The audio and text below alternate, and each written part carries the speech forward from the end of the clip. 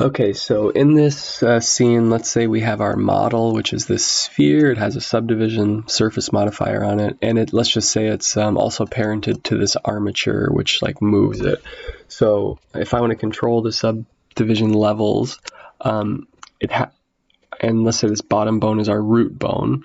So if I'm in edit mode, I can see that this bone is called the master bone or a root.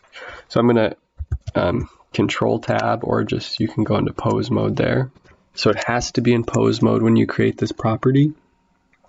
I think it normally looks like this. I'm going to say add.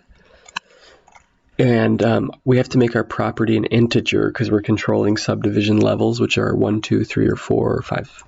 They're whole numbers instead of like 1.1, 1.2, which is a float. So go to edit and just change these.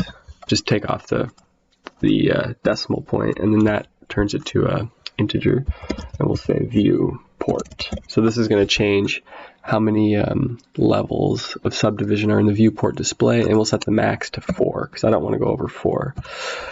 Then hit OK.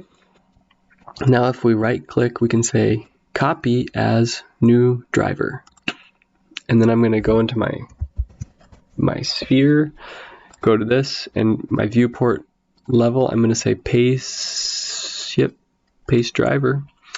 And so now when we're in our armature and posing our model, I can go to that master bone whenever I want. If stuff is slowing down, go into the bone properties and just change the viewport level, and that's as high as it goes as 4. If you wanted to, you can also make a render one, but I think it's fine to just have viewport because maybe the render will always be set to 4. So just for extra practice, I'm going to go through it one more time, but you could end here. So I'm going to add new property. I'm going to say edit and call this render. Set the levels to 1, the max to 4. Hit OK. Right click, copy as new driver,